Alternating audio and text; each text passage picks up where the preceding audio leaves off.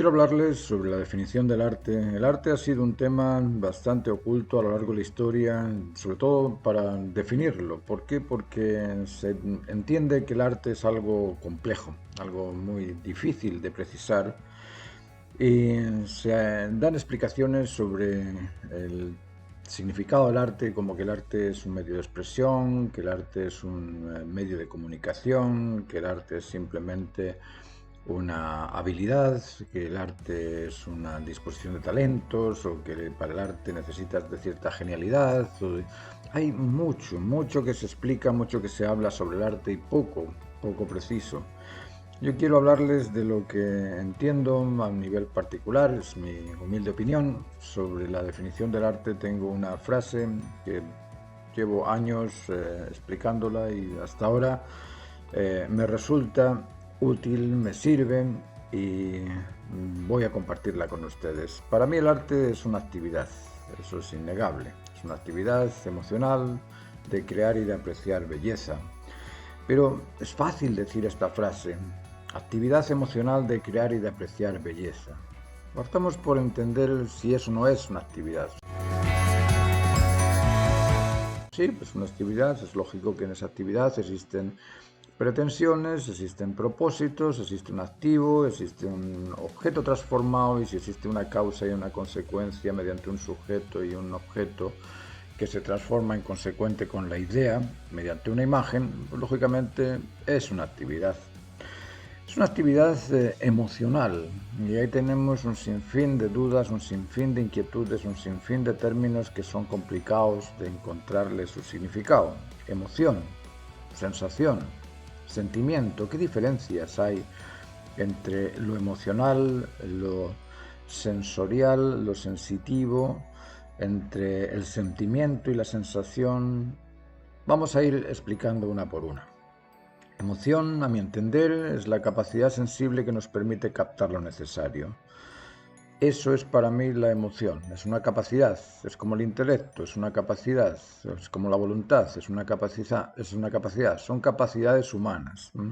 Capacidades sensibles, capacidades que sí, que nos permiten percibir mediante los sentidos, que nos permiten también estimularnos o impulsarnos a hacer una cosa u otra. Es decir, la emoción es un mecanismo de percepción, un mecanismo de proposiciones y un mecanismo también de propuestas. Luego, la emoción es una capacidad, es la capacidad sensible que nos permite percibir las sensaciones.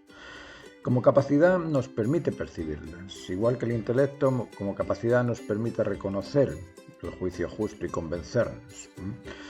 Pero no se transmite el intelecto de una persona a otra. Pues tampoco transmitimos las emociones de una persona a otra. Lo que transmitimos son sentimientos o sensaciones, o producimos sensaciones. ¿Y qué es la sensación? La sensación no es ni más ni menos que una carencia de algo o un exceso de algo. El exceso de calor nos hace transpirar. La carencia de calor nos hace tiritar. La carencia de seguridad nos produce temor, nos produce miedo. La sobreprotección nos limita y nos deja esa sensación de, bueno, déjame ser responsable.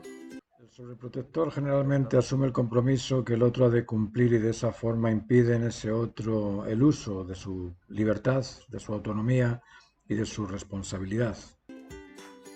La carencia de alimento nos produce hambre, el exceso de alimento nos produce empacho.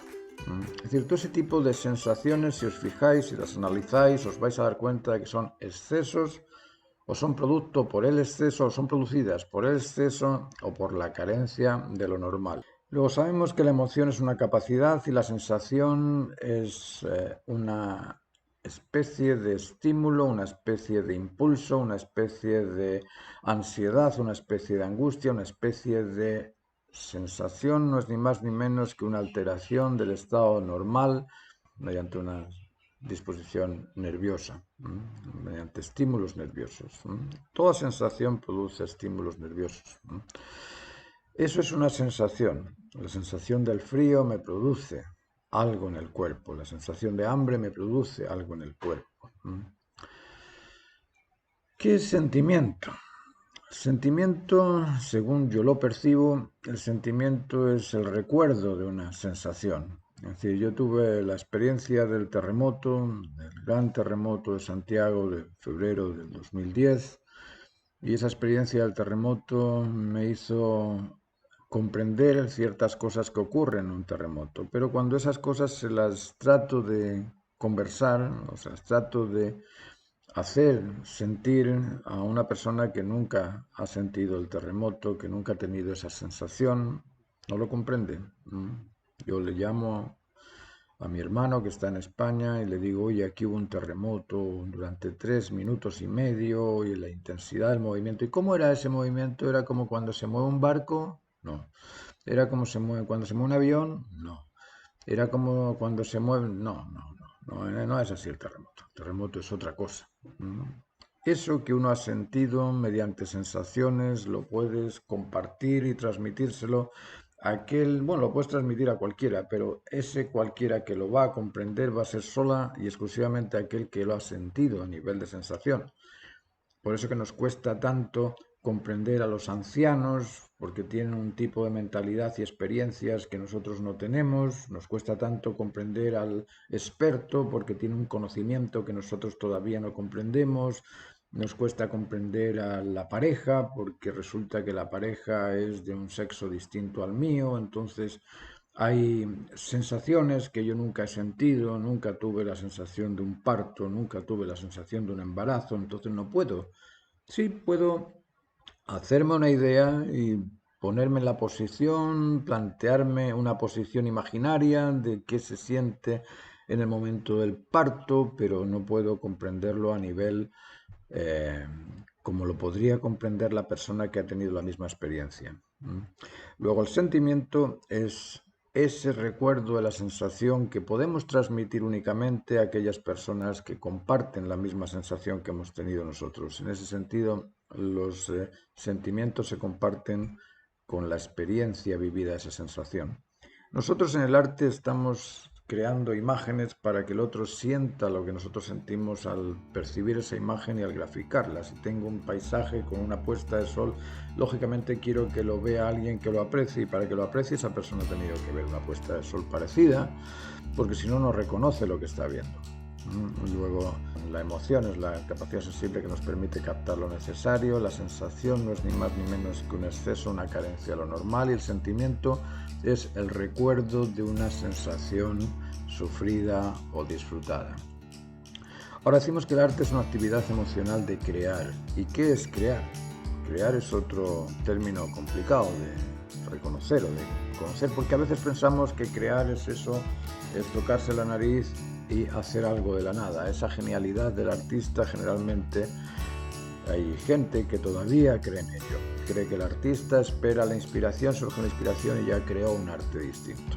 La cosa no funciona de ese modo. Crear no es ni más ni menos que transformar algo en algo distinto. Nosotros transformamos el aceite, el pigmento que produce el óleo, el agua, el pigmento con la cola que produce el acrílico, etcétera, etcétera.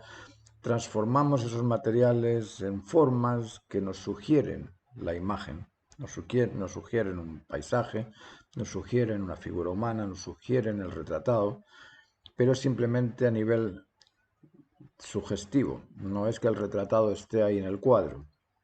Igual que con estos medios de comunicación, no es que yo esté ahí donde estáis viéndome, yo estoy acá, pero resulta que la imagen que veo en el computador se parece a mí, pero no soy yo. Luego, la creación es transformar una idea en imagen, y para imaginar esa idea necesitas que la idea y la imagen sean consecutivas, que sean consecuentes, que sean reconocibles, que sean la misma cosa, que sea algo que uno pretende y al proponerlo sea similar a aquello que pretende. Luego, en la creación necesitamos de esa especie de posibilidad de crear. Y esa posibilidad de crear nos lo da algo que se llama libertad. Y la libertad es otro término difícil de comprender, porque si yo soy libre de ir a tu casa, prender la luz, dejar la luz Toda la semana aprendida tú me vas a perseguir y me vas a reclamar y me vas a acusar y me vas a rechazar, lógicamente, porque eso es un acto de irresponsabilidad. Entonces, la libertad, para que sea verdaderamente libre, para que te deje sin ser acusado, reclamado, rechazado, la libertad es la capacidad de optar por aquello que es válido para todos, que es válido para el bien común, que es válido para toda la humanidad, para todas las especies. Si uno opta por aquello que es válido para todas las especies, para la humanidad entera, lógicamente estás produciendo un bien y ese bien no perjudica nunca a nadie. Aquello que beneficia siempre a todos no perjudica nunca nada. Eso es la libertad y nosotros como artistas disponemos de libertad, disponemos de autonomía, disponemos de responsabilidad y es esa libertad, autonomía y responsabilidad la que nos permite transformar las cosas en otras distintas, nos permite transformar ideas en imágenes. Bueno, ¿y qué es apreciar? Porque crear y apreciar pareciera ser que van de la mano. ¿Qué es primero, crear o apreciar? Uno dice, tal vez, apreciar.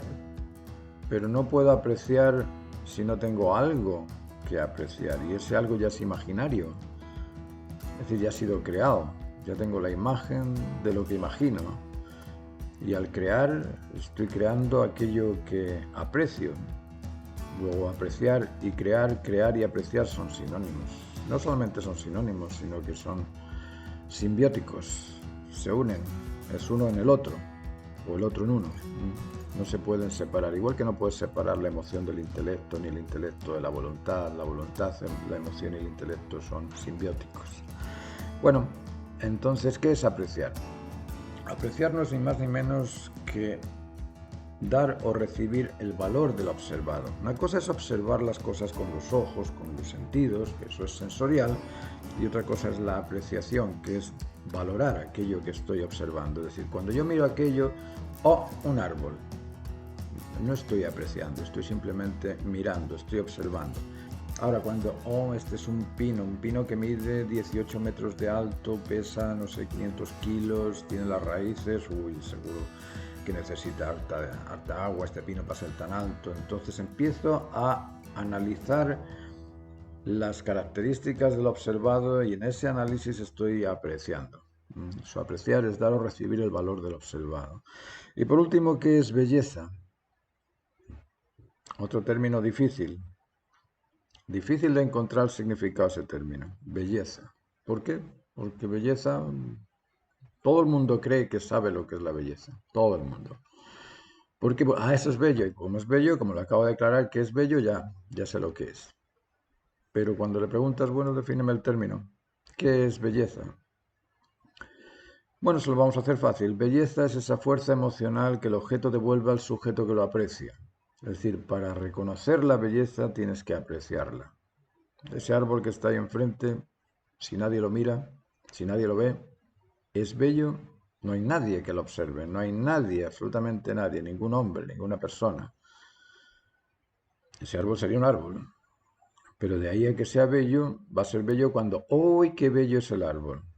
Ahí tú le estás diciendo que es bello porque lo aprecias. Luego la belleza es la fuerza emocional que ese objeto devuelve al sujeto que lo aprecia. ¿Cómo voy a encontrar valor si no lo aprecio? El valor está en todas partes, el valor está en la ceniza La ceniza son átomos, el polvo de la tierra son átomos, es decir, es algo muy interesante y es bello también porque produce un bienestar. La estructura del átomo nos permite la existencia de la vida. Luego, en todo, en los átomos, en las moléculas, en las partículas, en los vegetales, en los animales, en el hombre, en todas las cosas hay belleza. Pero necesitan del apreciador que lo reconozca. Y en ese reconocimiento se establece. Esto es como el amor está en todas partes, porque el amor es la fuerza que une. Y todas las cosas están conectadas, y todas las cosas son amor, todas las cosas están unidas. Bajo esa definición de que el amor es la fuerza que une. Pero el amor solamente se establece cuando encuentras a dos similares con la necesidad de ligarse. Cuando esos dos similares con la necesidad de ligarse se ligan, los dos disfrutan de la conectividad, los dos disfrutan del amor. Pero cuando se separan, cuando se odian, cuando se rechazan, cuando se oponen, en esa oposición se separan, no hay amor. hay desprecio. Y el aprecio y el desprecio son dos cosas totalmente contrarias. Apreciar es darle valor a las cosas. Despreciar es rechazar el valor de las cosas. Luego, oponerse es distinto a diferenciarse. Nosotros podemos ser distintos, pero no opuestos. Las diferencias no pasa nada con ellas. Pero cuando nos sentimos opuestos estamos obligados a defendernos, porque tú te opones a mí y yo me opongo a ti. Entonces ahí nos establece el valor.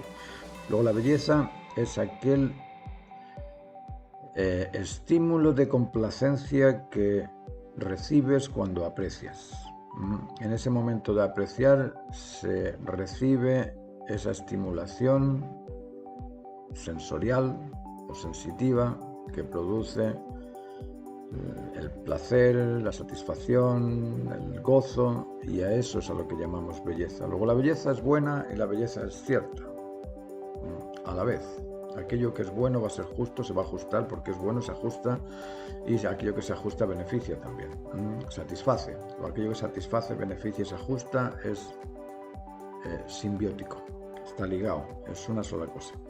Bueno, con esto yo creo que queda clara la definición de qué es el arte. El arte es una actividad emocional de crear y de apreciar belleza. Y dentro de este arte, dentro de esta misma comprensión de los valores del arte, os quiero contar cuáles son los valores más importantes del arte. En el arte existen valores objetivos y valores subjetivos. Valores objetivos que son observables, son visibles, podemos conversarlos y llegar a buen término porque podemos reconocer aspectos de uno y otro que lo hacen ser más o menos valiosos.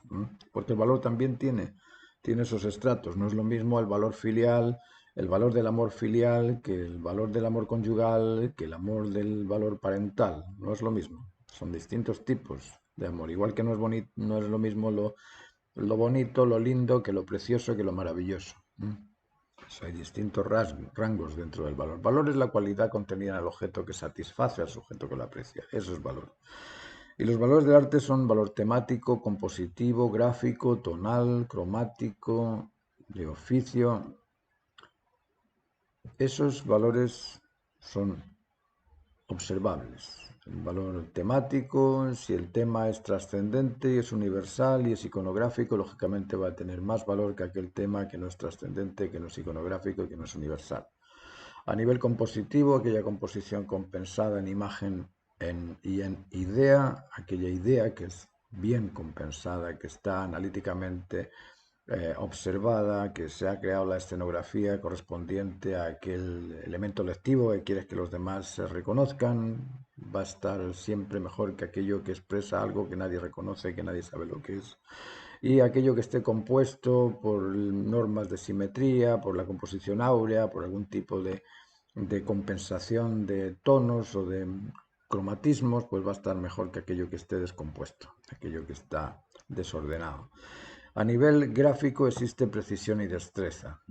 El valor de la precisión es importante, el valor de la destreza también. Aquello que tenga más precisión o que tenga más destreza en su grafismo va a ser más interesante que aquello que sea monótono, que sea todo parejo, todo igual, sin destreza y sin precisión. Y a nivel tonal tenemos el valor tonal, tiene que ver con aquella compensación entre altos contrastes y bajos contrastes, aquella variación entre tonos, aquella sentido de iluminación que da volumen al objeto representado, y lógicamente aquello que tenga mejor representado el volumen, mejor representado los contrastes, va a tener más interés que aquello que esté peor contrastado o peor iluminado. Y a nivel cromático, lógicamente el uso de las gamas, la armonía de los colores va a ser más interesante que aquello que está desarmónico o que está fuera de las gamas cromáticas o aquello que está falto de matización, es decir, que le falta colorido. Aquel cuadro que tenga más enriquecimiento cromático, más matización, va a tener más elementos atractivos, más interés que aquellos cuadros que carecen de ello. Y a nivel profesional, a nivel técnico, lógicamente el cuadro que tiene, o el pintor que muestra un cuadro donde la profesión está dominada, se nota que sabe dibujar, pintar, que sabe entonar, que sabe velar, que sabe, no sé, jugar con las texturas. Lógicamente, ese tipo de trabajo va a tener más interés que el trabajo que se ve monótono, torpe o sin oficio.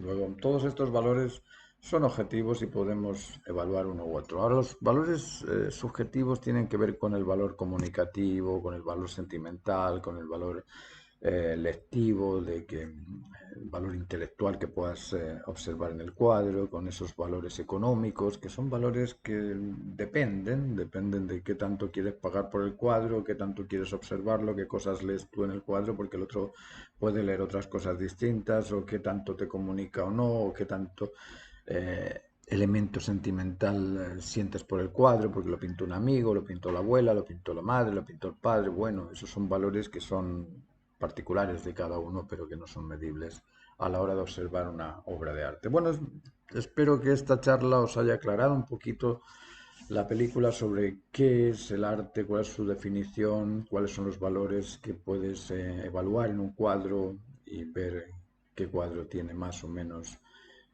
interés.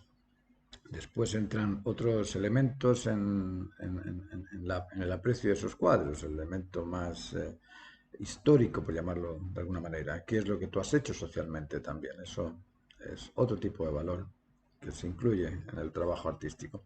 Bueno, os dejo con esto simplemente para preparar la clase. Espero que después en la clase podamos conversar sobre este tema y cualquier duda que tengáis me lo hacéis saber en la clase, ¿vale? Muchas gracias.